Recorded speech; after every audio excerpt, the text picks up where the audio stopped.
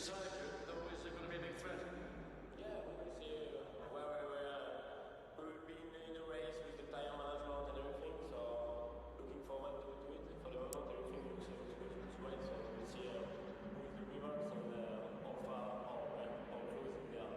Well, at your pace, it's not going to be a difficult afternoon. Thank you. So Mathieu keeping it fairly buttoned up there behind many of his teammates. Massively impressed with his time he's got out of the car. He's apparently got out of his way. Well,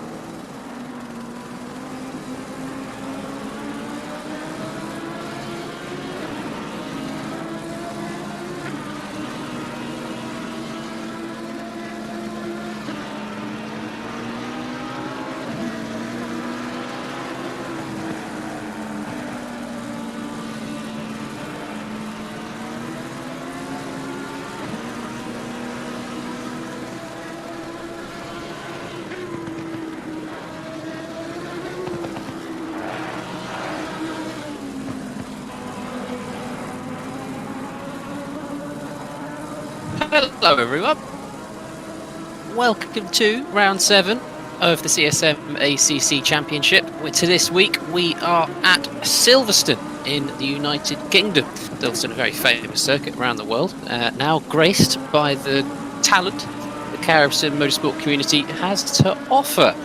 So, currently we are just focused on the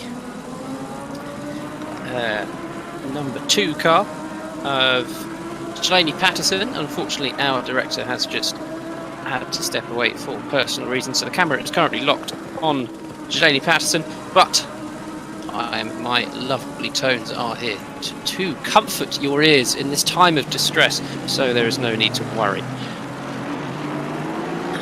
So, yes, round 7. Last week we were at... well, my memory has just failed me. It was round 6 at Barcelona last week. Very interesting race last time. The front runners in the championship, Vierick and Sandberg, both did not finish the race, which meant Daniel Christo was our leader from last time. He is currently sitting pretty in 3rd place, 8 tenths off of the lead. But qualifying is just coming to a close. There's only 2 minutes left. Our GT4s have already been out, if you are used to the usual format of these qualifying sessions. 45 minutes long. The first 20 minutes are dedicated to the GT4s. This is a multi-class series, so the GT4s have already been out and set their times. The 5-minute interlude where they can finish their laps and the GT3s get ready, and then the last 20 minutes is reserved for the GT3 cars. So, having said that, just before it comes to the end, I won't spoil it too much. I'll run through the order in a moment when the qualifying has finished, but the top 3 for the GT4s as it stands is Stavros Konstantinidis in his Aston Martin in 15th place, Michael Shonisa in 16th, and then Kurt O'Keefe in 17th in his BMW. So those are the top 3s of the GT4s, in case you have missed it or they were not showing up for you on the broadcast. But I'll go through all that in much more detail very soon, so do not worry. So Patterson has just pulled into the pits. We can see a lovely aerial shot of him, well, looking lovely, I'll say that. Our race director should hopefully be back by the time the race starts, so if you're following on the live chat, you'd have seen that. But as qualifying is just about to come to an end, Grant Willamot is in the lead by a good 8 tenths, which is rare for this series to have such a large gap out the front. He is 8 tenths to second place, who is Delaney Patterson. Then Daniel Christo in 3rd place, Vierick in 4th, and Jamal Badou in 5th. So the qualifying has just ended.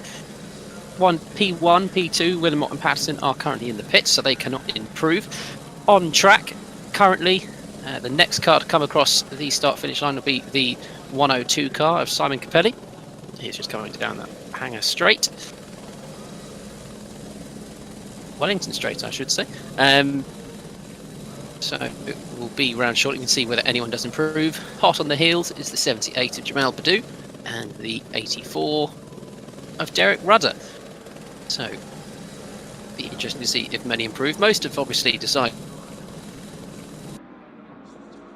that it's fair game. They cannot improve. They're still in the pits. So as 102 Capelli crosses the line, he does not improve his standing. He's currently sitting pretty in 13th place. The number 78 has gone into the pits. 84 crosses the line and stays in 14th place. Next across the line, the number 99, Daniel Christo, stays in 3rd place.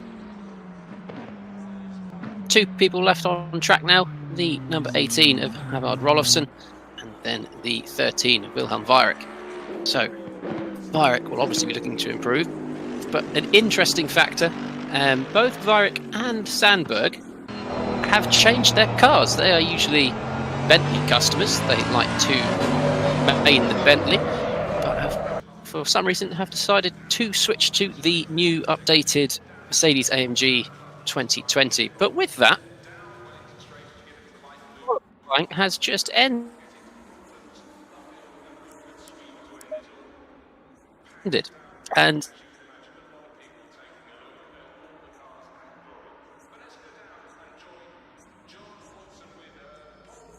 isn't it? Cameras now work. So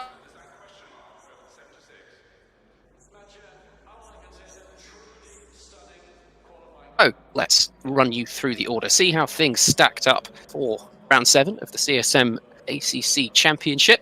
So, unfortunately, the timings have disappeared. If you can actually follow on the timings if you go to pitwall.live on your web browser. You get to see all of the glorious timings happening around the track. You can see sector times, you can see where people are on the track, as well as differences between them. And if you click on some of the drivers, you can follow them more specifically, which is actually kind of cool.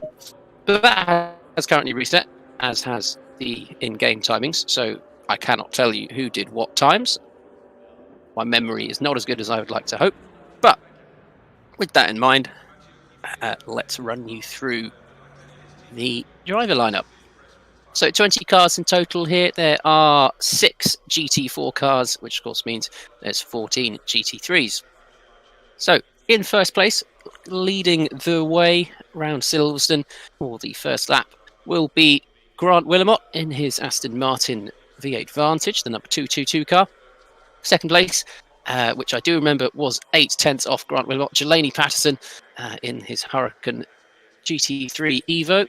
And then only about 400ths off was Daniel Cristo in his McLaren 720S. He is going to be looking to try and replicate his win at Barcelona last week. So he's one to watch out for. Bit of a dark horse in these races. Fourth place, Wilhelm Weyrich, finishing off the second row. As I said, Weyrich has made a switch from the Bentley. He is in the AMG GT3 2020. Reasons, to be honest, I'm not too sure. We can find out after the race what their reasoning. Perhaps they just want to try out the new car, see what it's like, give it a bit of a shakedown at a series that will offer some good competition. Fifth place, Jamal Badou in his Aston Martin Vantage. Sixth place on the third row, Chris Corbin in this BMW M6. Chris was leading for a large portion of round 6 at Barcelona, so he will be hoping to make his way up the order as quickly as possible. Seventh place, bit low down for Oscar Sandberg. You could usually see him at the sharp end of the grid in the top 3. So perhaps the new car not quite working out for him just yet. Can't get it settled in. Eighth place, AJ Jones in his Aston Martin. Quickly followed by Damien Yearwood in his Bentley Continental. No change there for the Turn 1 Pro-Am driver. He is sticking with the Bentley, not following his Pro counterparts and switching to the Mercedes, sticking with the tools they know. 10th place, Omar Badou in the Aston Martin Vantage, the number 762 car. And then in 11th place, Havard Rolofsson, again in his Aston Martin V8 Vantage. 12th place, Charlie Martin in the Bentley Continental, as is Simon Capelli in 13th place. Again, 2 Turn 1 drivers opting to stick with the Bentley Continental, not following suit of their Pro counterparts. And then to round off the GT3 grid is Derek Rudder sitting in 14th place in his McLaren 720S, number 84 car. So that's the GT3s, all 14 of them, looking lovely. So let's move on to the GT4s. In 15th place, we have Konstantinidis in his V8 Vantage. He did, in fact, win the GT4 class last time out at Barcelona. So he is looking to extend his lead. I do remember the timing from that. He was about a second in front of second place, Michael Somnija, in the GT4s. So Michael and the rest of the field will be looking to make as many gains as possible throughout the lap. Then third place in GT4s, 17th overall, Kirk Heath in his M4 GT4. Had a good couple of runs the past 2 rounds. Kirk did win the GT4 class 2 rounds ago and came second overall in the GT4s at round 6. Then 18th place, Dixon Hurst in the Vantage GT4, then followed by Dami Ao in the Mercedes AMG, and last but certainly not least in the GT4s and overall is Kevin Manning in his Aston Martin V8 Vantage, the number 165 car. So there you have it. Now, I don't know whether that was just a graphical error, but the known fact, Wilhelm Weyrich and Oscar Sandberg have jumped to the pit lane. So whether they have opted to start from the pit lane on purpose, I don't know why you would want to do that, or they are having trouble setting up the car, perhaps they cannot get it. Going to be starting from the pit lane.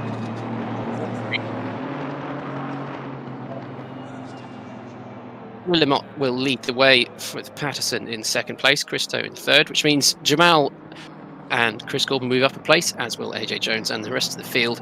It's more than likely that they are just trying out the AMG. Of course, it's their first time out driving it, so perhaps they couldn't get it quite where they like it. You'd usually see them higher up the field, so it's quite obvious that things aren't going to plan down at Turn 1 Pro, which is interesting, seeing as how they will be looking to get as many points as possible for themselves and for the team. So the interesting battles, of course there's going to be interesting battles across the whole grid as the drivers just warm themselves up. But Patterson and Willemot off the line, of course, will be a hot one. Patterson and Christo as well were very equally matched last time out at round 6 at Barcelona. Silverstone, very flowing track, quite similar in some ways to Barcelona. Good mix of fast and slow corners, so they will probably be evenly matched again, I would hope. Looking further down the field, the battle between Kirk Heath and Constantinidis did put in a good show last time. There's a bit of a gap in the way this time, though. Heath will have to overturn Somnisia to try and put in a good show for us, put it that way. But overall, I'm very excited for this race. Silverstone, as I've already mentioned, historic track, loads of history. Of course, this is the 2019 version of the track. And with ACC's recent tyre and balance of performance mods, we are sticking with the 2019 variant, so there is no change for the drivers. Of course, the last thing you want is going into a race and everything being completely different, and it might just be a little bit unfair for them. So, one, of course, that will be very interesting as the race progresses. With Weyrich and Sandberg being in the pits, they will be looking to come through the pack as fast as possible. Whether they will be able to get on the heels of Willemot, Patterson and Christo, the top three, I am sceptical of, but these two have done far more and surprised me, so anything is possible. So we are coming towards the end of the warm-up lap. The drivers are going to go in 2x2, Noah's Ark formation. Also, all the drivers moving up a couple of places, and Weyrich and Sandberg will start from the pit lane.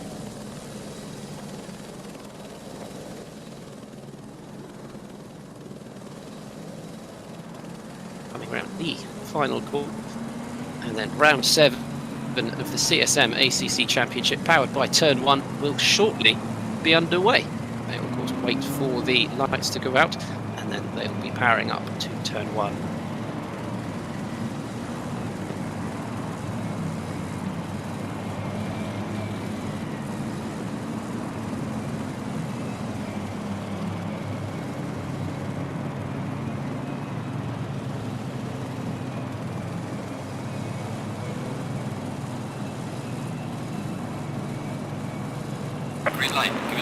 So green light, away we go. Round 7 of the CSM ACC Championship. It's underway. Grant Willemot keeps to the inside. Patterson tries to try around the outside in his Huracan GT3. Manages to overturn Willemot coming out of turn 1.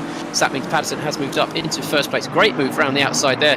Christo and Corbin managed to keep their place with Badu. Just looking around the outside of Chris Corbin, has managed to get 4th place from Chris Corbin. That was a very good move there. Just hold on to it. Badu now in 4th place. Patterson and Willemot and Christo will be looking to break away as soon as possible.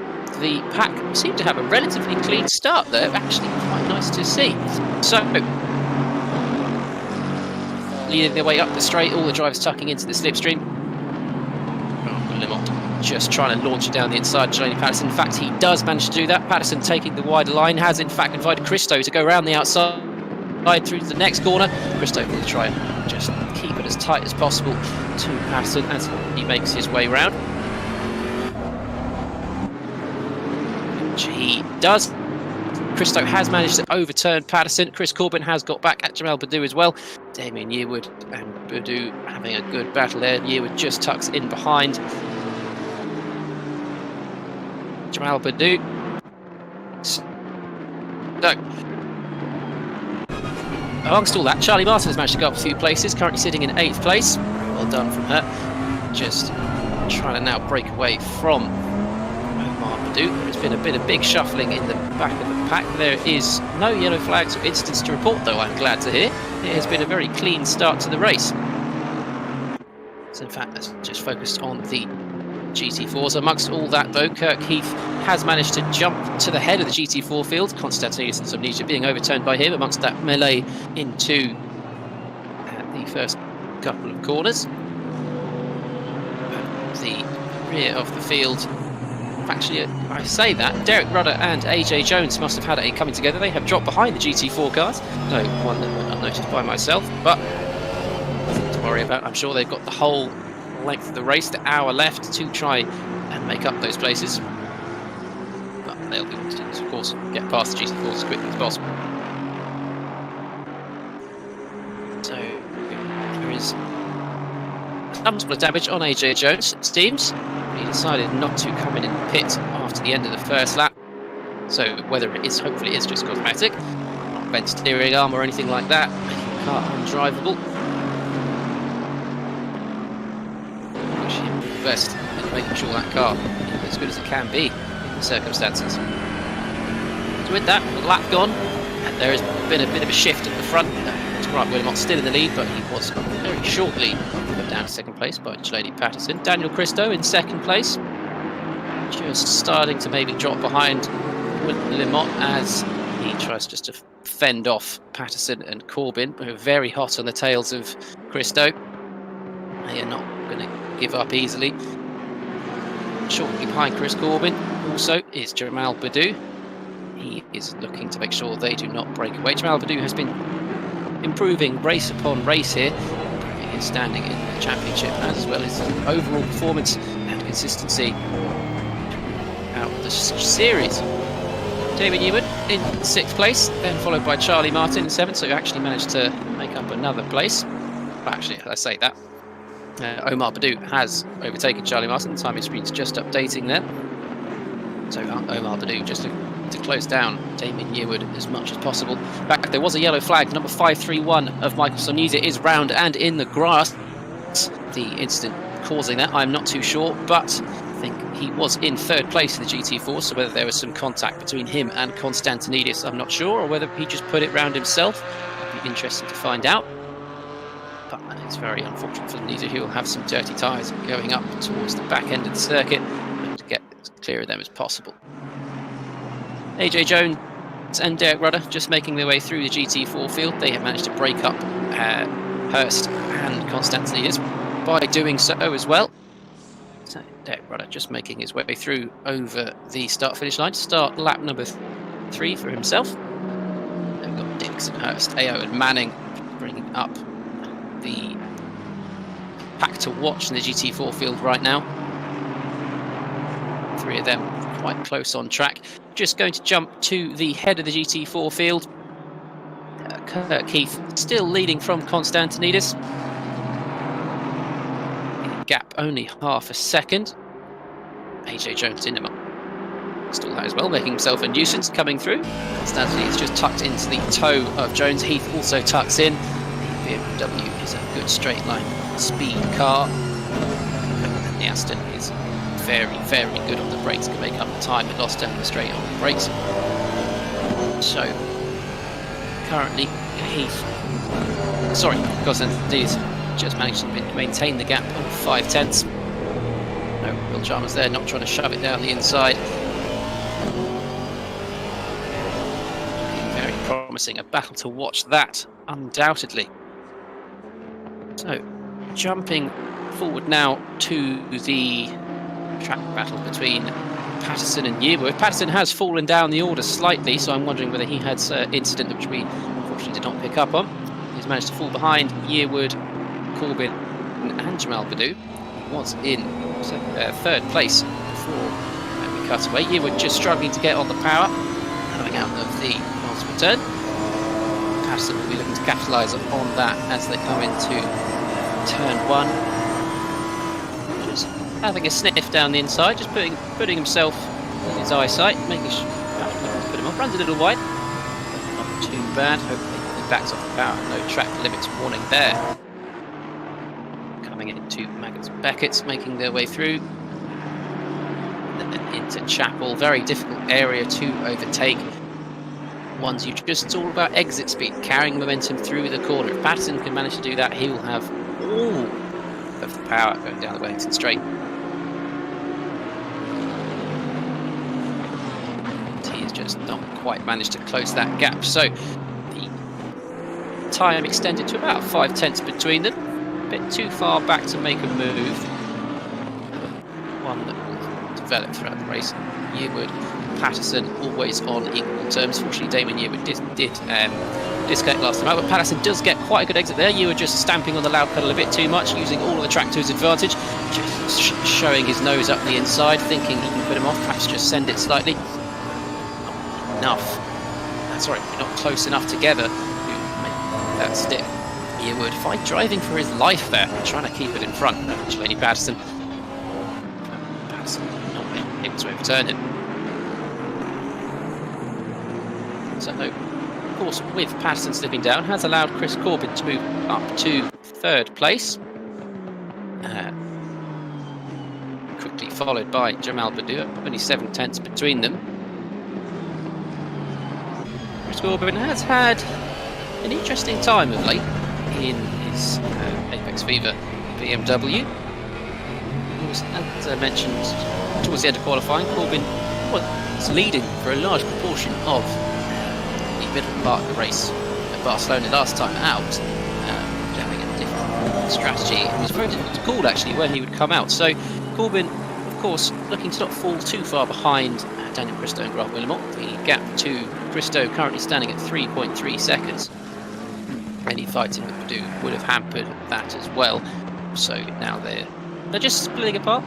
We'll be looking to put his head down, get the consistency in. This is the part of the race where you've sorted out all your scraps, you're eyeing up who you're going to be fighting, and just looking on to make life as easy as possible come the rest of the race.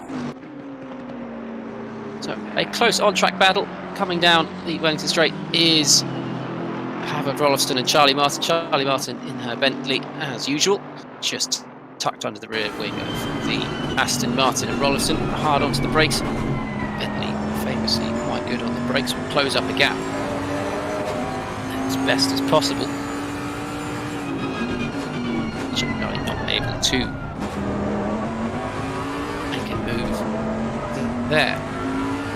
That gap just extending slightly for Rolfston, and a slightly better exit for a couple of set of corners there. Amongst all of that, I noticed that Weyrich and Sandberg elected to stay in the pits for a couple of laps at the start. Very sporting of them. They're trying out a new car. They obviously do not want to interfere with the championship fight unfolding, because it being a different car, they themselves are learning, but it would also be unfair to take away any points from drivers. As I mentioned that, Charlie Martin did throw it down the inside of Havard Rolfston and has managed to make it stick, in fact pushing Rolfston just onto the grass there on the outside. Just about left enough room, but Rolfston perhaps carrying a bit too much speed through the corner, forcing himself wide onto the grass. So a good move there from Charlie Martin to move herself up into 8th place. So this is, I can tell this is going to be one of the battles to watch. Rolfston also just sticking his nose in, coming round the penultimate corner. But Charlie Martin just able to hold on, sending a slightly wider line, get a slightly better exit as well than Rolfston. Coming across the line to start at lap number 5. That's going to be one to watch out. I hope they manage to keep it clean. Charlie Martin, always a very respectful driver. She, in fact, looked to have just let Martin pass. Maybe she just ran wide, or it was she did feel it was slightly a rough move to get past in the first place. Just backed up the throttle, let Rollefson past. We'll say that rather than saying that she ran wide and it was her own doing. I'll be kind. Coming now down the Winton Straight, we'll be looking to not just lose too much time from that. Interesting place to let Rollefson past. Of course, you lose quite a bit of momentum going through that section.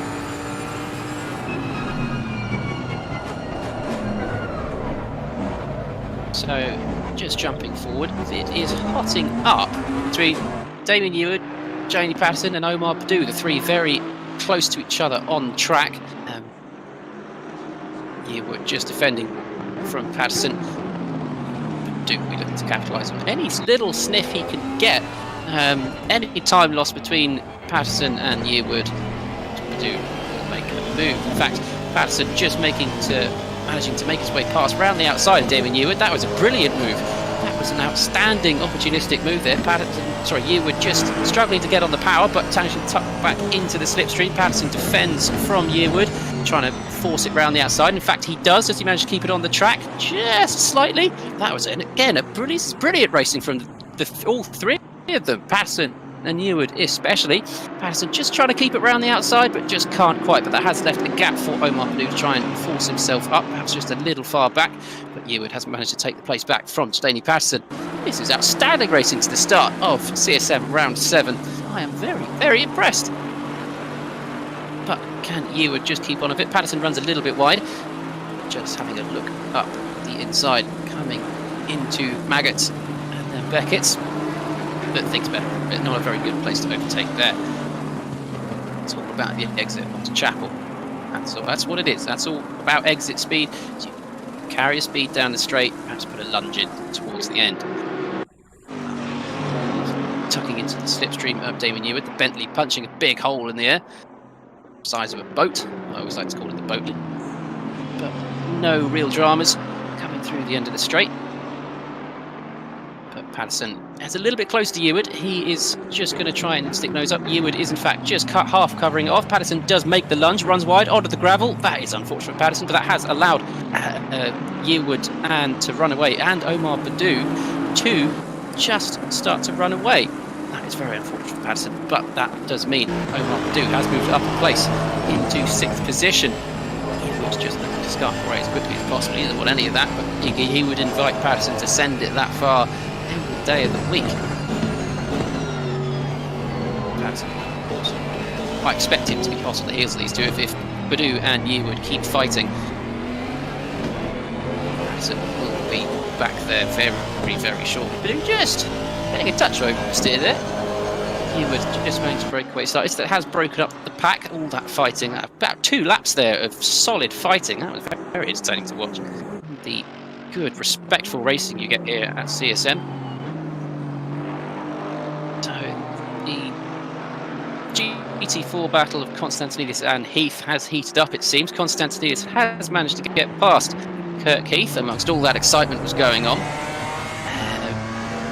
Konstantinidis now just about a second ahead of Kirk Heath. With the GT3 coming through of Oscar Sandberg will make life trickier for them, perhaps bring them close together or separate them a bit more. We'll wait and see. But Konstantinidis, who did qualify on pole for the GT4s on the first lap, did drop down a couple of places, down into, I think it was 15th overall and 3rd in the GT4s. We'll just be looking to regain some composure if he hasn't already and start to pull away from Kirk Heath. Kirk Heath always maintains that, this is his first season in a GT4, so it's all, of course, learning the car, learning the track. He did join halfway through, as did Konstantinidis. They both joined halfway through the season, as did the rest of the GT4s. Konstantinidis just running a little wide there. Heath did have the toe of Oscar Sandberg to just try and help with that. Sandberg trying to be as diplomatic as possible. He's trying to stay out of the way. He doesn't want to affect anyone's race. He is all about learning the car in his very, very bright AMG GT3. That is an interesting colour scheme, but just using the aero and added mechanical grip advantage, taking the inside line, not affecting anyone's race. Kirk Heath did actually manage to close the gap slightly in Constantinidis there. That's just up to 8 tenths. So just coming through Beckett's now, and then on to Chapel. Again, all about exit speed. Momentum through the corner. GT4 cars are all about momentum. You speak to one of them, because they don't have the same aero or the same power acceleration coming down the straight. So keeping the apex speed as high as possible is where all the time is made up in these cars. Okay, just getting a little hot on the brakes there, running a little bit wide. It's just still trying to work out where the limits of the braking zone are. That, of course, being in the toe of Constantinidis does mean he'll be going a little bit quicker. Race between the pair just seems to have simmered down. I think we jump slightly further back to the battle between Dixonhurst and Damiao. The 3rd and 4th place battle for the last spot on the podium of the GT4s. They just seem to be getting closer and closer on track as the race goes on. AO, of course, has finished on the podium in each race he has done for the GT4s this season so far. So, probably believes he does have what it takes to overhaul Dixonhurst. Dixon just have a bit of cosmetic damage on the back of that Aston Martin. I think the adage is rubbing is racing, but that looks like a bit of a shunt to me. You can see the paint missing off the back of that Aston Martin. At the front of the back, there is a car round, the number 531 of Microsoft Media, in the same place. He is really struggling there, coming into Village. Just perhaps getting on the power a bit early, sending the car round. Just the car a little bit unsettled, maybe. But just before that happened, I was about to say, Grant Wilmot still in the lead. He is just coming through to lap the GT4s.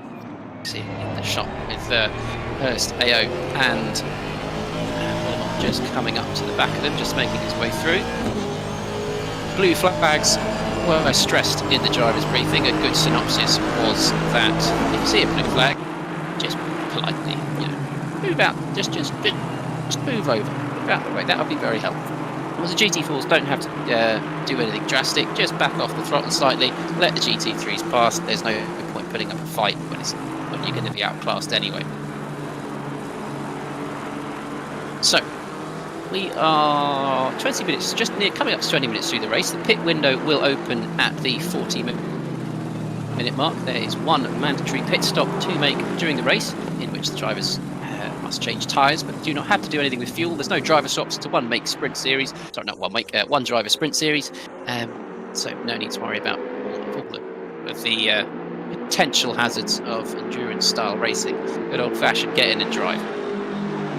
So as we come up to the start of the pit window, we'll just run you through the driver order. Grant Wilmot currently out in the lead by a solid 7 seconds as well. So a very easy one for him. So if I say very easy, it's never easy racing. You've got to have all the consistency, all the composure to make your way through the race. But he's putting in solid laps, managed to pull a good gap from Daniel Christo in 2nd place. Then still in 3rd place, Chris Corbin. In fact, there is a good battle between him and Purdue just developing. Of course, these two have been on track close together since the start of the race. Jamal Purdue just in 4th place. One to watch. They've just sort of been toing and froing slightly. Purdue's just making up the odd 10th here and there, just perhaps putting Corbin under a little bit of pressure. The back markers of AO and Hurst will make life very interesting for the pair. Respect the blue flags, move out of the way, not influence it too much, but of course, when overtaking traffic, anything can happen. But just very politely go to the left-hand side, having none of that, just as the pit window opens. So coming around the final corner just coming up to the final set corners are the majority of the drivers, but none have elected to go in so far. Of course, in the pit lane, we currently see Sandberg and Varric, but it's fair to say this is a shakedown for them, so just not ignore them. We might pick up on them a bit later. We'll be able to see how their pace is getting on, but not at all in contention. The overall results. Managed to navigate that traffic relatively simply. Corbin and Purdue there. Purdue just sniffing at the rear of Chris Corbin there. Not a place to make a move coming into Chapel, but he carry the speed through, and that's what's about. Perhaps get a lunge in towards the end of the straight. You're just a bit far back. So with that, carry on looking through the rest of the field. Coming up to the 5th place car of Jamie Patterson. Patterson did start in 2nd place, so just dropping down to 5th. Not the best of starts. Currently 13 seconds behind Jamal Badou. Did have a slight altercation, I believe. He did force him down towards the back of the grid, and then did also run wide when trying to make a move on Chris Corbin and Jamal Badou. So then, hard on the heels is Omar Badou, 5/10 off, but amongst all that, Damon Yearwood has managed to drop back by about 4 seconds. So those three also did have a good on-track battle for a large proportion of the race so far. But Damon just coming off slightly worse for wear, it seems. No obvious signs of damage on the car, so maybe it was just a simple run wide, trying a little bit too hard, and just slightly losing control of the car. But that has allowed Howard Rolofsson, 8th place, to start having a sniff at the rear bumper of that Bentley. Only 4/10 off. We'll see what he can do to Yearwood, just put him off slightly. Let's just make the move under talent alone. No need for Yearwood to go into the gravel. Only then in actually we'll stay with Rolofsson and Yearwood just for a little bit, because I want to just judge if Rolofsson has the pace. Perhaps try and overturn Yearwood. Very interesting to see. Rolofsson did have a good scrap with Charlie Martin earlier. Just managed to overhaul Martin after a good lap spent battling. So I will see if Rolofsson can just perhaps do the same to Damien. Has managed to bring the gap down by about 2/10. Perhaps the Aston Martin is slightly better towards the second half of the lap here at Silverstone. Coming into a very momentum base. The Bentley is good through this section. All that weight, if you do it well. Well, I say all that weight. It looks big. It's actually one of the lighter cars on the circuit due to the balance of performance. Of course, it is quite big anyway, so you make the car a little bit lighter so it can punch a nice hole through the air. But looking back through the grid, I can see the number 165 of Kevin Manning has gone round. That was a yellow flag, as well as the 531 of Michael Sommeja just coming through Maggots and Beckett. So whether there was an altercation there, I'm not too sure. Kevin Manning getting back underway, as does Sommeja. But both cars finally the gravel, I think. So whether there was a on-track excursion from the two of them, but both just starting to drop away slightly then from the rest of the GT4 field. Fortunate for them there. But to just jump then back to Yearwood and Rolofsson. In fact, Yearwood has run hideously wide and just rejoining the track. Oh, just putting a bit of pressure under Rolofsson there. That was very good. Rolofsson, in fact, a huge amount of contact between him and Yearwood there. Yearwood just rejoining the track rather hazardously there and just shutting the door on Rolofsson. Rolofsson had nowhere to go. He then had to take some maneuvers, go to the inside, and Yearwood thought, I'll just keep coming across. And then, unfortunately, did squeeze himself onto Rolofsson. Rolofsson had nowhere to go. Yearwood goes round, and that has allowed the pack to bunch up slightly. Sandberg, of course, not for position, as we saw the GT4 in the background of, I believe that was Dixon Hurst running a bit wide in the pink and purple Aston Martin. So amongst all that, Hurst just getting caught out slightly. His fight with Damiao did lose the position there. As we see Salmon Capelli. It's good to see the Pete Bentley back. I like to see the Pete Bentley making his way through. So amongst all that on-track excitement, we have a couple of cars in the pit lane. Jamal Badou has just got underway again, I believe. So Jamal Badou, one of the early pitters in this race. Amongst that, Damon Yearwood did dive into the pit lane. Whether he has any damage from that collision, I'm not too sure. I hope not. There is visibly some scuffs on that Bentley paintwork. But it'll be interesting to see just how much time Yearwood loses. So Jamal Badou has managed to come out in 9th place. So Jamal was up fighting with Chris Corbin in 4th before he made the pit stop. So dropping down about 5 places But that allowed him some free air. That might be a very good move for Jamal Badou, because he coming up on traffic with Corbin, and then of course any fighting that would happen between himself and Chris Corbin, he's managed to come out of the pits with plenty of free air. 17 seconds to the closest GT3 of Charlie Martin, and then the gap to the GT4s is also rather large as well. So that's a very good move from Jamal to do there. Whether the others, of course, will be looking to have a very similar pit stop. As we see, also Derek Rudder in the pits, sitting in 11th place. Derek did have some trouble at the start of the race, got an incident. I can't actually remember, unfortunately, who the incident was with. It might have been Simon Cabelli or AJ Jones. Yes, it was in fact AJ Jones at the start of the race. But since then, Simon Cabelli has also, unfortunately, I think, been turned around because he has dropped down to 14th place, just making his way through back through the GT4s on this lap. So he will be looking to get back to his normal self as quickly as possible. In fact, there was Speak the Devil there. In fact, AJ Jones and Charlie Martin have both come into the pits. This is a close on-track battle. As I just saw David Dixon Hurst in the pit lane, coming into the pit lane. There has been an accident between Hurst and Ao. This is their very important on-track battle. Hurst and Ao collided coming into the pit lane and blocked the entrance. That is a very interesting set of events there. In fact, I believe Hurst did teleport to his pit box, so whether there was some extensive damage there for the Aston Martin, his controls will be locked. Ao just tucks in behind. In fact, Dixon does in fact retire from the race. He has disconnected, so whether there was some incident there between Ao and Hurst, I'm not too sure. Just they were still racing, trying to come into the pit lane. I hope there was nothing untoward amongst all that.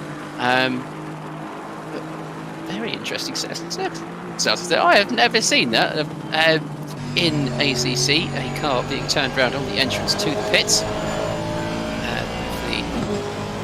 Ao does not look to have any damage. It just seemed a fairly quick stop, that.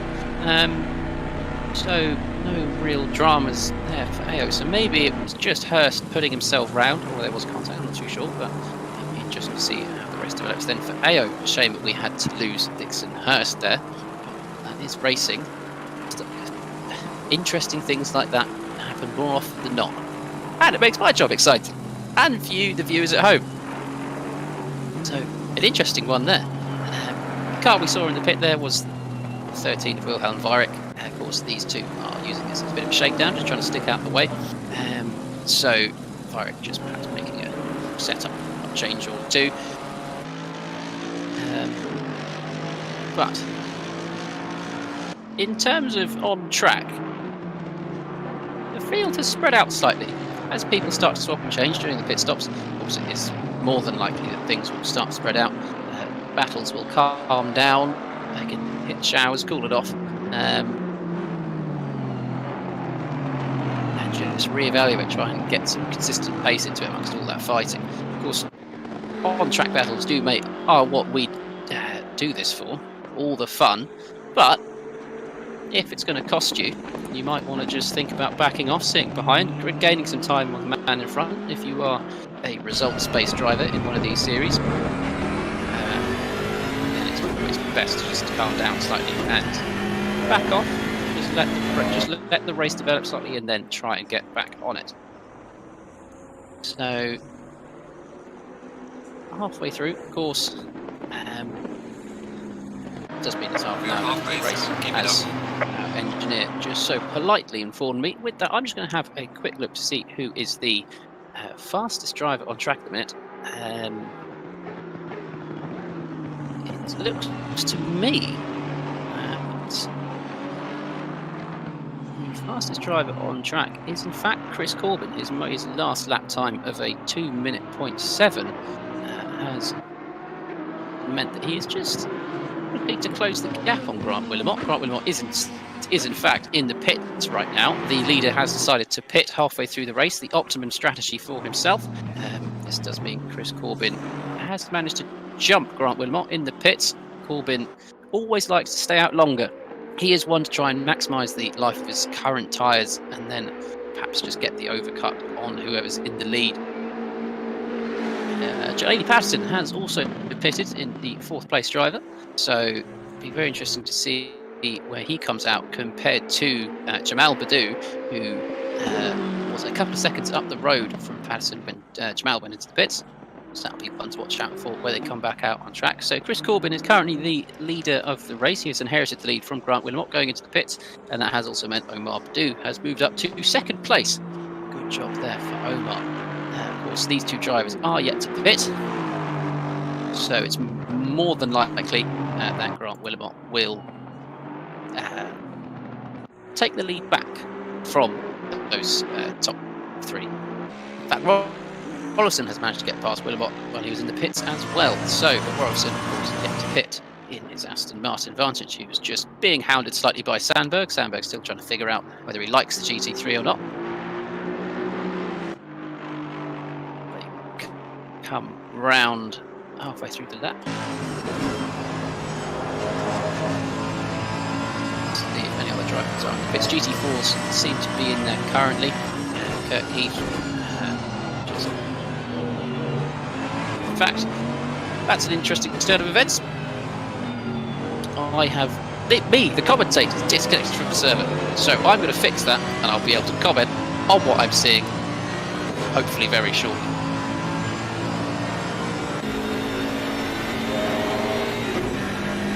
So just bear with us while I try and sort this out, and I'll be back as soon as possible.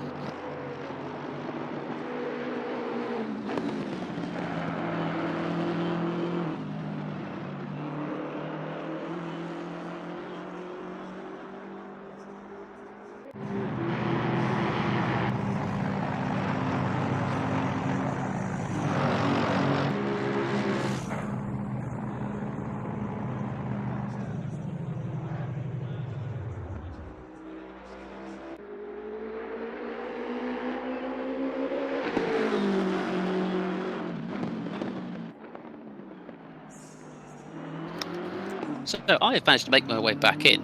In fact, it seems one or two of the drivers have had that problem as well. Daniel Christo has disconnected, as have the GT4 of Kirk Heath.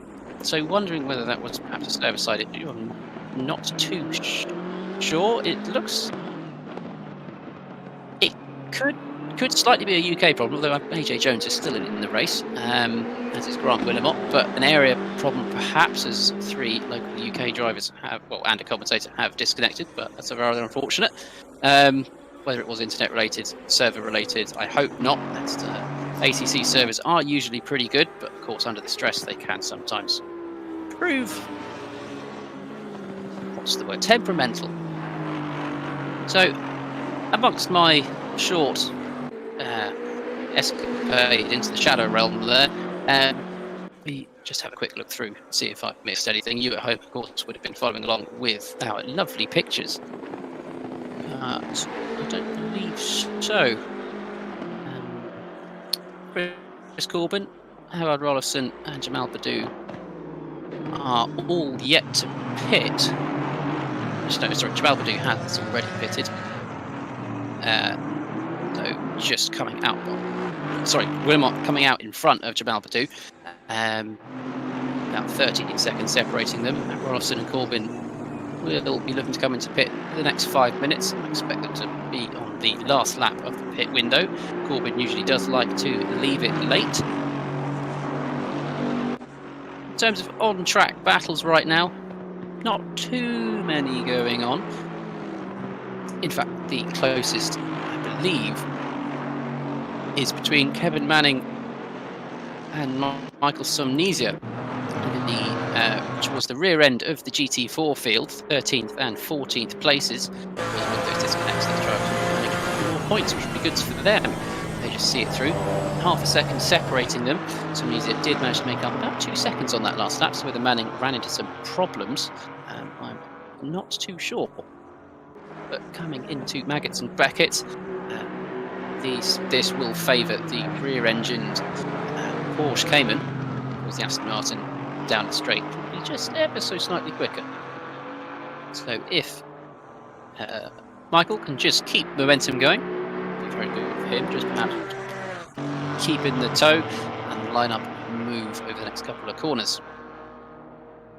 So amongst all that, Konstantinidis did come into the pits, currently leading the GT4 field. He's done so for the majority of the race so far. He did have a couple of incidents at the start of the race, pushing him back further down the GT4 field. He's managed to regain control of the race quite comfortably. Damiao is nowhere to be seen after Konstantinidis' pit stops. So Stavros comfortably in the lead of the GT4 field.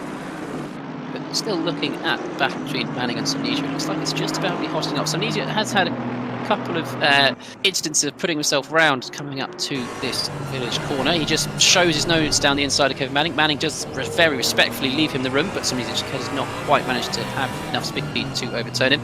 But Manning has a compromised line coming into the next section. Samnesia might just be able to get the run on him down the Hanger Straight. Respectful racing between the pair there. Kevin must have seen him in his mirrors, just thought, I'll leave him the space, there's no point compromising both our races. And there's still 20 minutes left. Samnesia has managed to close the gap slightly. Perhaps just electing not to throw it down the inside there. Very exciting stuff. There have been some good battles all the way up and down the field. Samnesia just managing to keep on the tail of Kevin Manning. Kevin Manning getting slightly better exit coming out of that section. The line to start there, 17th lap down on the race leaders.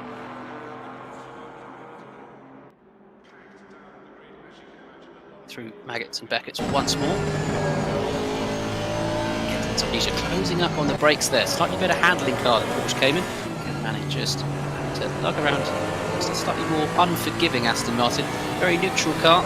Seems to be good area. In fact, Samnesia has managed to close the gap quite a lot there, right under the rear wing of that Aston Martin.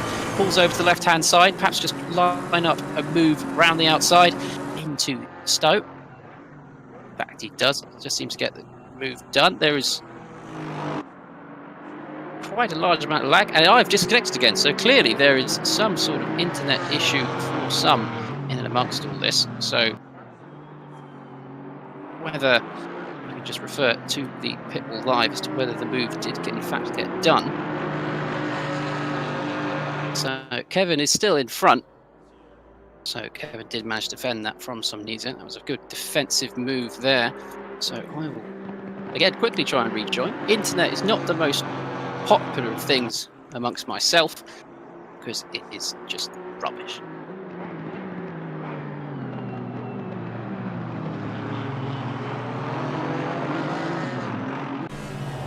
While that was happening, Havard Rolfson did pit on that lap, so that has been the Grant Willemot has managed to move up place back into second place. Corbin still yet to pit, but with the pit window very shortly closing, Corbin will undoubtedly be going into the pits very soon, and has of course meant Jamal Badou has managed to get back on Havard Rolfson.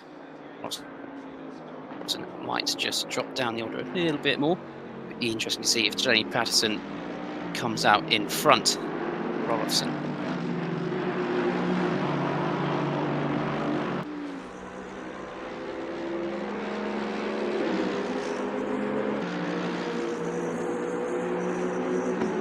Badou also managing to get past Rolfson, as has Jenny Patterson. So perhaps slightly costly there for Rolfson deciding to stay out, but the Rolfson and Patterson were having a slight battle before they separated themselves in the pit lanes. Pit stop, sorry.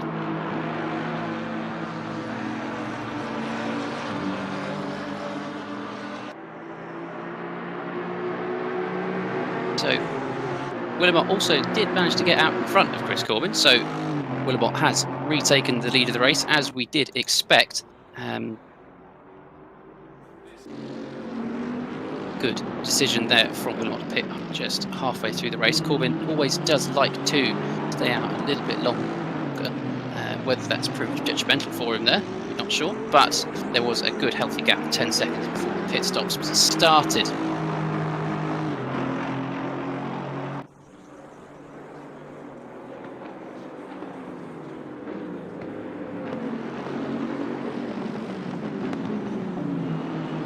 So, rather interestingly, on our screens, Jamal Badou's pit stop has not been recognised. But we do know, in fact, that excuse me, that he did take that pit stop much earlier in the race. So, whether there is a in-game penalty handed out for that, I'm not too sure. I hope there isn't, because this is going well for Jamal. He did a very early pit stop, but he's currently sitting in third place. Amongst all of the hazards that have been going on tracks. That is very well done from Jamal Badou. If he manages to keep that third place, that'd be a very well-deserved podium for himself. I believe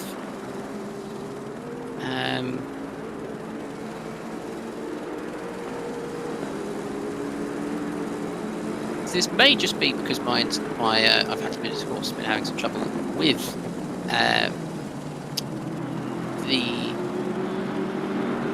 me dropping out of the internet, but it's Charlie Martin disconnected.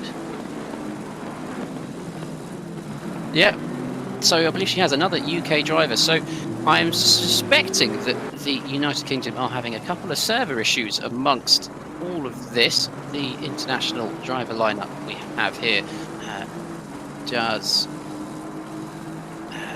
affect a few people. In fact, David Yearwood has come to the pits again, very interestingly.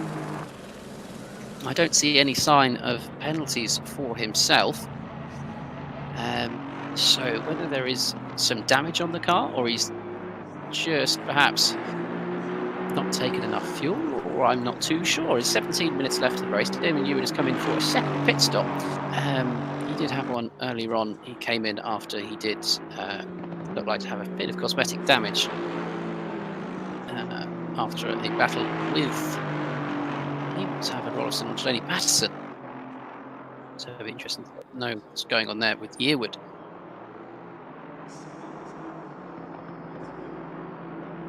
In fact, I believe Grant Willabot is the only United Kingdom driver left in the race. That says Derek Rudder as well. He's still going round, but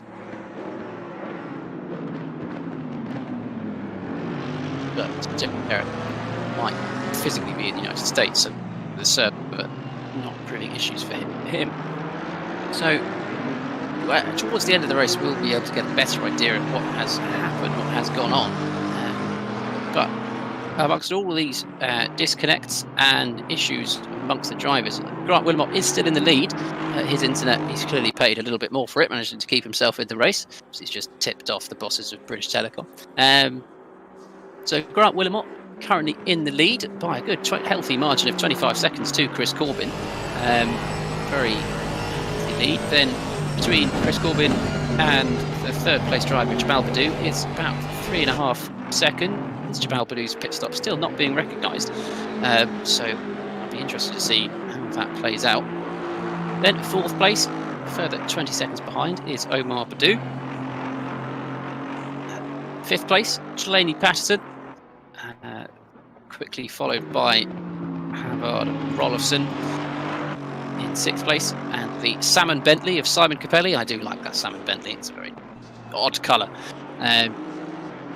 Amongst all that, Damien Yearwood has come out onto the track, so whether that was just a tactical decision from Yearwood, perhaps he didn't change the tyres, perhaps there wasn't enough fuel in the car, or there was some damage from an incident that we unfortunately missed.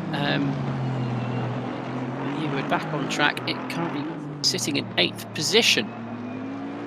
And then the last of the competitive GT3 field is Derek Rudder in 9th place. Of course, there are the GT3s of Oscar Sandberg and Wilhelm Weyrich pounding round, but they took the decision to, as they have switched cars, just to not play a part in the championship and just do a shakedown for their Mercedes AMG. So now looking at the GT4s, Konstantinidis is currently in the lead in 10th place overall. Of course, in the lead for the GT4s, about a lap ahead, I believe, of Damiao. Of course, Damiao did have a slight altercation with the pit wall and Dixon Hurst. So whether AO, of course, lost a lot of time there, or there were other incidents on the track that went unnoticed by us, but AO currently second place for the GT4 category. And then Kevin Manning, in 12th place overall. He was having a good ding-dong with Michael Shanizia earlier in the race, but Shanizia has dropped back slightly by about 7 seconds to Kevin Manning. So that would be a very good result for Kevin Manning there, managing to pick up a podium place in the GT4 category. But I know Shanizia will have something to say about that if he can perhaps just start to close the gap in his Porsche Cayman. Shanizia did get a podium in the GT4s the last time out, I believe. So he'll be looking to replicate that, I am sure. So, just having a look now at the lap times of the drivers. The quickest driver on track is still Grant Willemot. His last lap time was a 1:59.2, the best of a 1:58.6. So Grant clearly deserving to be in the lead with times like that. He has not really put a foot wrong this entire race. So we'll just see him come through Beckett's onto Chapel.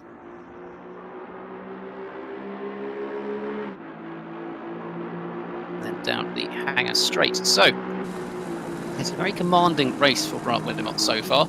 If Sandberg and Varric were competitive in this race, it would be very interesting to see where they did fit into all this, whether they could put up a fight for Grant Willemot.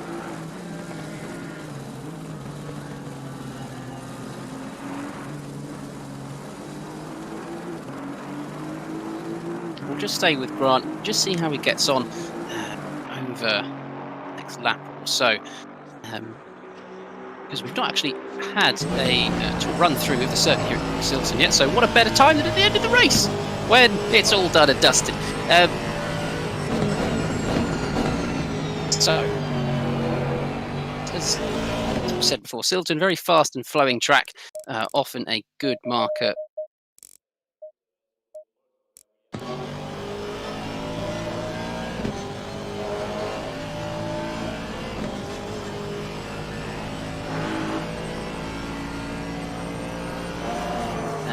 Let's go.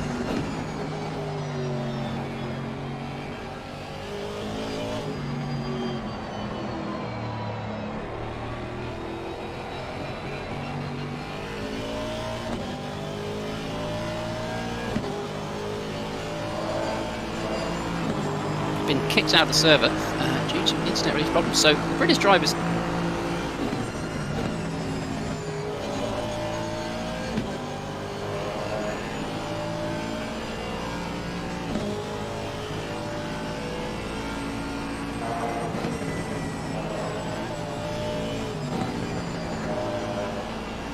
with the relays joining the American US East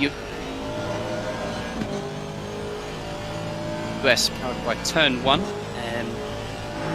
So when I just try and sort all that out, you just stay on board with Grant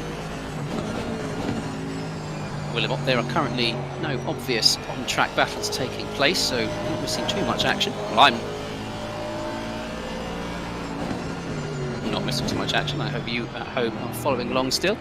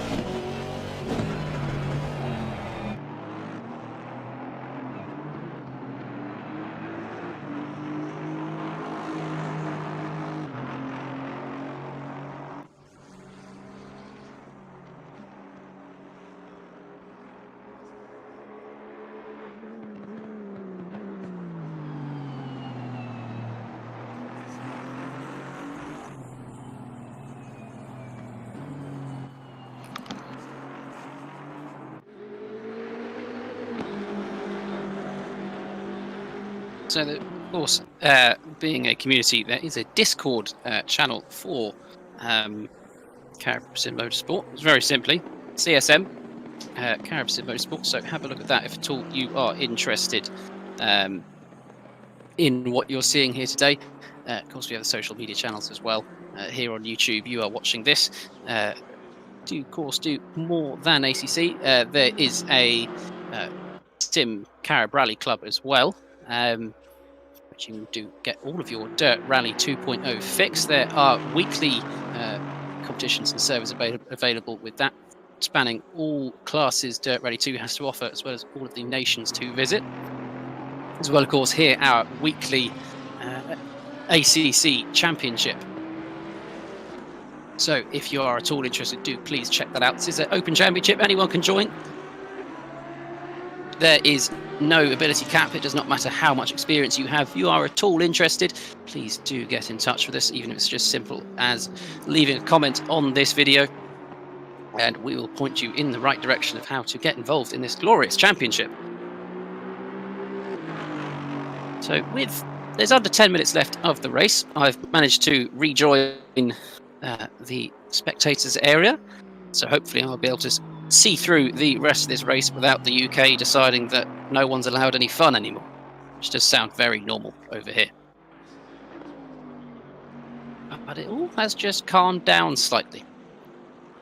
The drivers just sticking to themselves for most of it. In fact, one of the close ones on track is Grant Willimot and Chris Corbin.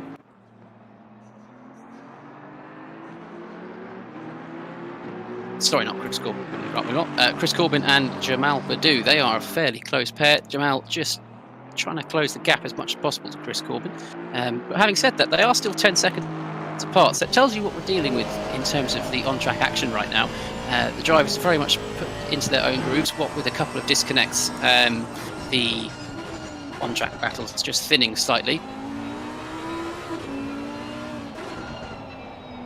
So moving slightly further back, in fact, I eat my own words. Omar Badou and Jamal Patterson, Chaley Patterson, quite close on track, just coming down the Wellington Straight.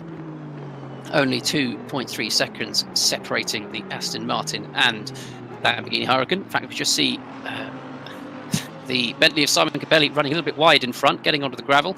He is a lap down. Whether he has moved out of the way entirely, he has got off the track. Very respectful there from Simon Cabelli. Well done, Simon, for moving out of the way and not interfering with what might be a battle heating up towards the end of the race. Amongst all that, Patterson did just manage to close the gap slightly on Badou. But whether that was due to the escapades of Simon Cabelli or raw talent, we are yet to see. So Patterson just looking to be a little bit quicker. The last laps between them, Omar Badou did set a 2-minute 1.5, whereas Patterson set a 2-minute dead 0.2. So Patterson currently the quicker car out of the pair of them. There are just over 5 minutes left of this race, considering at 2-minute lap time. We are looking to see about two or three more laps between the pair of them and the race overall. So it'll be very interesting to see if Patterson does manage to overhaul Badou. Badou is a fierce defender of track position. He will not give up that place easily. I can tell you that for sure.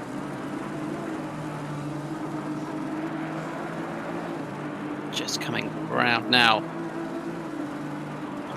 to the later half of the lap. Patterson just started to close up a little bit more each corner. So they're just coming up to Village. Patterson now well within the slipstream range of Omar Badou. That's where he can just get a move done into Brooklands towards the end of the Wellington Straight. Not quite sure he's going to be close enough for that, but he is in the slipstream of Omar Badou. Just going to look to make every single little gain he can coming down the Wellington Straight. 4 minutes 30 left. Patterson getting closer and closer each second. Just you can see the time tumbling on the timing screens. Patterson now right under the rear wing of that Aston Martin. So not using perhaps quite as much of the track as Omar Badu there. Badu just getting a slightly better exit than Patterson. Patterson still well within the toe as they're looking to go through Copse. Patterson just close up slightly. He's now right on the rear wing. He can't possibly try it round the outside going into Maggots. Can he? Can he? A bit late on the brakes, going side by side. Purdue holding his own. Patterson still got the inside. Just nearly contact there. Purdue just managing to hold himself. Going round the outside, entering Beckett. Purdue just managing to hold his position there. That was a very interesting move, ballsy move there from Delaney Patterson to try and stick it round the outside going into that Maggots. If you set a foot wrong there, even slightly, there is going to be a huge amount of contact. Purdue just deciding to defend and then move slightly back further to the outside, just covering off Patterson on any move he might make. Purdue defending fiercely for this 4th place. Patterson deciding not to make a move down into club. Purdue managing to hold on nicely, but Patterson is not done there. He's going to try everything in his power to just line up a move, perhaps coming into Village, if he can just get the run through Abbey. Has a look, thinks better of it, just backs out, just making him think, making Purdue think twice. Just a 10th between them now. Patterson has just backed off slightly as Purdue just gets a little out of shape coming into there. He is just still defending, coming into the loop, but that is going to mean a better exit for Patterson coming down the Wellington Straight. Purdue is going to have to dive to the left-hand side if he wants any hope of keeping this position. In fact, he decides to stay to the right. Patterson showing his nose on the inside, coming into Brooklands. Patterson still there. Purdue just running wide, giving all the racing room. Perhaps just looking for the cutback and for a better exit coming out of Luffield. Patterson has managed to shut the car down nicely though. Can he hold on to the position coming out of the corner? I believe he can, just avoiding the gravel. That was an excellent bit of racing from Patterson and Purdue there. Very, very well done. Huge amount of respect shown by both drivers. No amount of contact being made, and Delaney Patterson managing to make the move past Omar Purdue very well in the end there. That was a good bit of racing. We've had good amounts of racing up and down the field throughout all of this race, but Patterson and Purdue showing that it's coming up to the very last lap that they are not quite done. Patterson just starting to put away from Purdue as well, so it was quite clear that Patterson was the quicker car on the track. But with some traffic coming up, perhaps Manning might just play a part in bringing these two close together. Maybe we will be treated to a couple of more battles with any luck. Manning just moving out of the way, but Purdue has managed to close the gap slightly on Patterson, amongst Manning moving out of the way, but not close enough to make a move coming down into club. But Purdue, if he can just get a slightly better run, as our leader Grant Wilmot just moves on to the final lap, we will catch up with him very shortly. I just want to see how this plays out towards at the end of the lap, whether Purdue can just put the pressure on Patterson. Of course, they are about half a lap behind our leader, so they'll have a bit more time to make this done. As they come up on the 531 of Michael Samnesia, he will probably move out of the way going down the Wellington Straight, but the GT3 is just having slightly better acceleration than the GT4s and should be able to overturn him no problem. Purdue just falling back slightly, gap now to 8/10 as Patterson makes his way past Samnesia, so with no real drama, so I believe that battle is going to be done and dusted between those two. So well done from that pair there. So as we just jump ahead to Grant Wilmot, he is just about to make his way down the old National Pit Straight through Abbey. He has got half a lap left on the lead of this race, with a comfortable gap of about 30 seconds to Chris Corbin. So Grant has led nearly for the entirety of this race. He did fall back slightly on lap 1, being overturned by Delaney Patterson through the first corner, but through the rest of the race, Grant hasn't really set a foot wrong. No incidents to report, no off-track excursions, no collisions. He's done everything he needed to do to get the win for this race. I said last week to him that will he be looking for that top step? And he's proved me right. He has done everything he needed to do. This is his first win in the Carib Sim Motorsport ACC Championship as he makes his way round the final corner.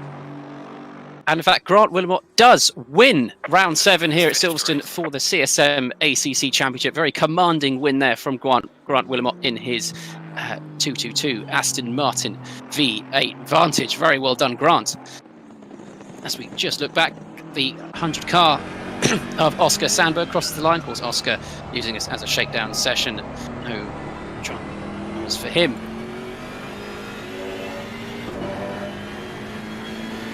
As we can see, Chris Corbin also now coming across the line to come in second place. That's a very good result for Chris Corbin. I believe that is one of his highest finishes so far this season, finishing 30 seconds behind Grant Wilmot. Well done for Apex Fever team. As we see the 84 of Derek Rudd across the line, and Dami Ayo as well, the second place GT4 car. And with that, Jamal Badou has also crossed the line to come in third place, but due to the fact the game has not recognised his pit stop, he has been slapped with a 130-second penalty. Now, whether that stands amongst the stewards will have a review of that, because we did see him take an early pit stop, so the stewards will determine whether that was in fact legal. So we'll stay tuned for after the race with that. Fourth place, Jalady Patterson, and then coming in fifth, Omar Badou. Those two finishing 1.6 seconds behind. We saw that on-track battle towards the end of that race. That was a good bout from the two of them. Sixth place, Havard Rolofsson.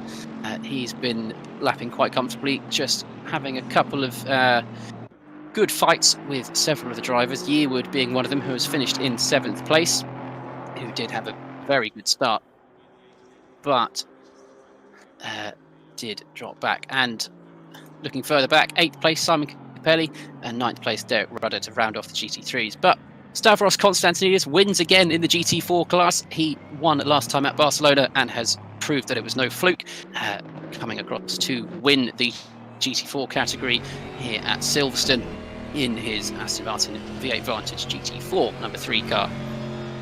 Then, of course, second place, Dami Ayo in his AMG, and Michael Shanizia, in fact, getting the podium for the GT4s, the last podium spot, the GT4 cars. Kevin Manning was leading as we watched about 7 minutes left of the race. So either Manning having a problem or Somnesia simply managed to overturn Manning coming into the last stages of the lap. And then, of course, we have Oscar Sandberg and Wilhelm Weirich rounding off the field, using this as a shakedown session more than anything. What an exciting race that was. That was a very exciting race. There were battles up and down the field, varying amounts. There were 3 cars. I remember Yearwood, Badou and Patterson, all of us on track, trying to fight for the same bit of track at one point through that race. So very well done to all the drivers. There were not too many bits of contact, most notably one between Yearwood and Rolofsson about halfway through the race. But with that in mind, they managed to put it back together. Rolofsson managed to move up to 5th place from his battle, which was down in 8th place originally. So they've done very well there. So do make sure to stay tuned just for the drivers' interviews after the race. I will be heading into the drivers' debrief, where you might be able to hear a couple of the drivers just discussing a couple of those on-lap incidents, perhaps a couple of disconnects as well. It was a shame we did have the 6 disconnects from the... No, sorry, it was 5 from the drivers, but the UK internet clearly deciding not to play ball. So there we have it. There'll be a short 20-second break from myself as we all move over to the debriefing room, and then I'll be there to interview a couple of the drivers and get their verdicts on today's race. Car the next race, like Porsche, Aston Martin. Hey guys.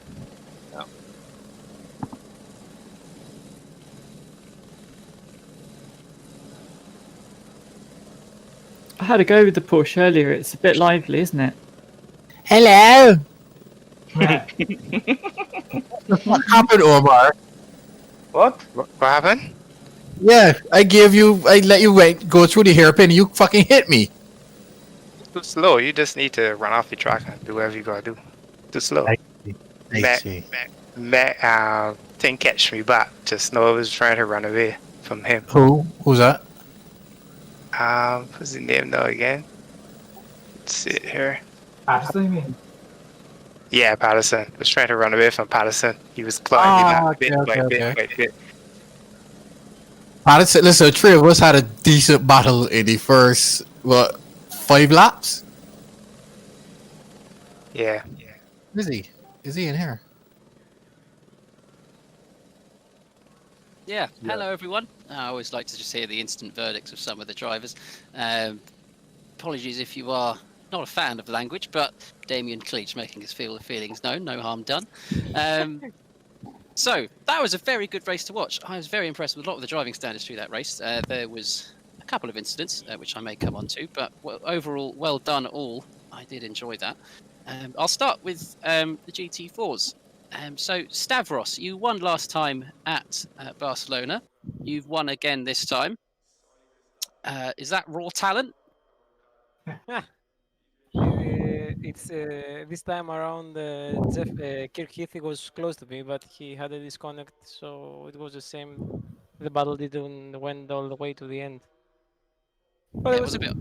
Sorry, it go was ahead. a boring race. It was a boring race because of that. Yeah, it was a shame. There were a couple of disconnects for the drivers. Seemed to be mainly UK-based drivers, with Christo, Heath, Martin, and Jones disconnecting. I did myself a couple of times as well. But do you think even with Kirk Heath not disconnecting, you could have still won the GT4s?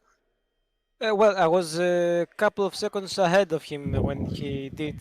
He get the DC, but I believe we would have a fight till the end. Yeah, I was a little bit ahead again. Yes. Perfect. Well, I wish you all the best of luck coming into round 8 next time. Hopefully, you'll be able to get 3 on the trot. That would be a very good achievement. So, Dami Ao, second place this time. Slightly better than your previous third place finishes, but I'm sure you'd rather be winning. Yeah, I'd rather be winning, but I need to find some pace somewhere. I had a decent race with Dixon for most of the race today as well, but I made contact with him going into the pits and never came back out for me to give him back the position. So feels kind of not very happy about the position, but I'll take it and come back out next time and somehow try to go for first. Slowly getting there. Of course, just bit by bit. So what that incident between you and Dixon, what happened there? Just different speeds going into the pits. He dropped down to the pit limiter a lot further in front of the line than I thought he was going to. And I was still carrying a lot more speed, and he ended up facing me into the pits. So I thought I'll just wait for him. And I think he just couldn't carry on. And yeah, feels kind of crappy, but we go again. Go again. Of course, that is the luxury of sim racing. No real life damage to yourselves. That's all good. Hopefully you can brush it off next time and put in a good show for us at round 8. And then get him next time. Yes, get him next time. So, and then the final podium place, the GT4s, Michael Stromnesia. Michael, are you happy with that? Yeah, I don't know how I ended up third. I qualified really well in second place, and then just way too much drama in the race, and I made too many mistakes. But when I finished, it said third. I was very surprised. Yeah, I did see you struggling a couple of times going through Village, just starting to loop the car. Was it just a bit uncomfortable in the car, or was it just trying to perhaps push a bit too hard? You know, I started learning the track a week ago to get really good qualifying time, and I should have just done more race practice, because any slight thing around me just caused me to brake too late into Village and then spin it. And then I was battling at the back really with Manning to and fro. But no, I mean, I feel good. Just need a bit more race practice. Perfect. Well, a third place, I'm sure you can be happy with that. So well done to all of our GT4 field there. A very good race from all of you. So moving up then to the top overall finishers. Grant, you must be happy. You won. Yeah, I'm happy with that. Nearly as happy as that I was the only UK-based driver that survived that race, I think. Getting a little bit nervous with all the disconnections.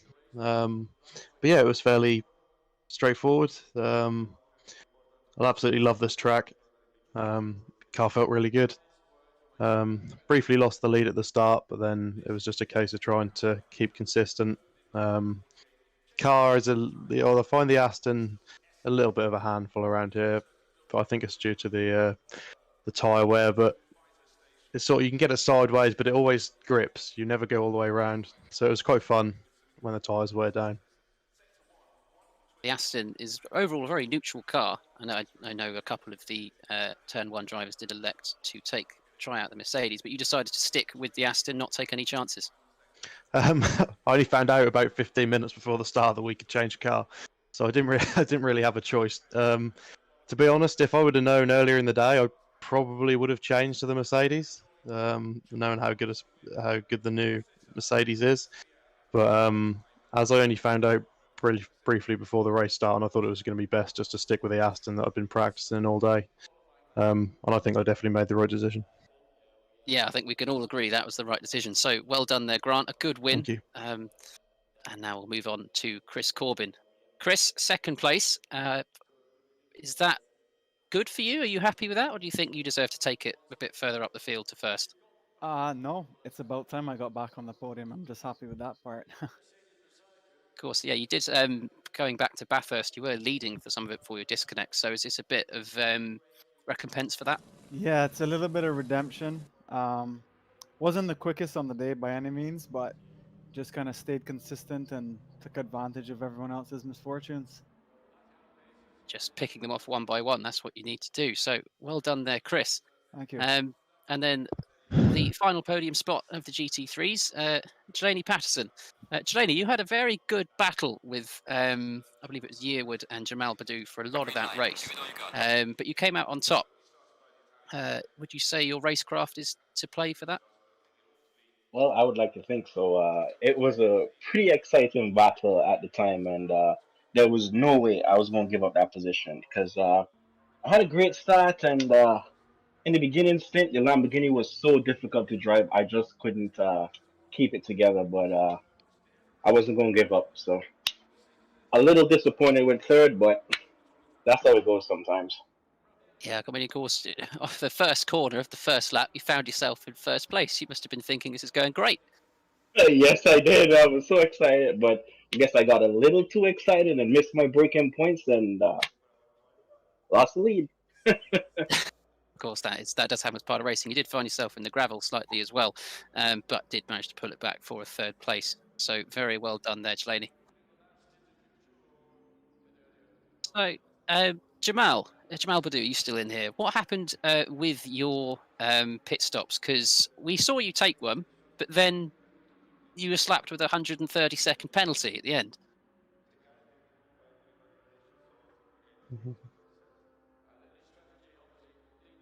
Val, are you on mute? Sorry, yes, I'm muted. Yeah, it seems like I didn't change tires. Unfortunately, I had to get up from my wheel during my pit stop, so I didn't even realize. I just kind of realized that my tires were really, really worn, and so it kind of caught me by surprise. Yeah, because that would have been a very well-deserved third place. Didn't quite realise you hadn't changed tyres, but a very unfortunate set of circumstances there. Yeah, well, it's unfortunate. I thought changing tires was checked by default, so it's the first for me. But if I were at the wheel watching, I would have realized, but I kind of got up for those couple seconds and didn't even see. So next time, I had a good race with Chris, though. I had to send it a couple times, Chris, because I realized I didn't have the pace coming on to the end, so I had to try something. I saw you comment, don't worry. I gave you the space.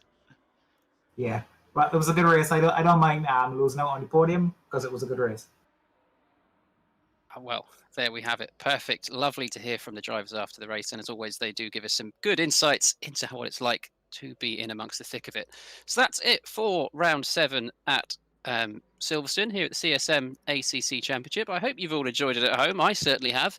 And I believe our drivers have as well. So with that, I wish to thank you all for watching. And we will see you same time next Sunday for round 8. I hope to see you all then. Bye-bye.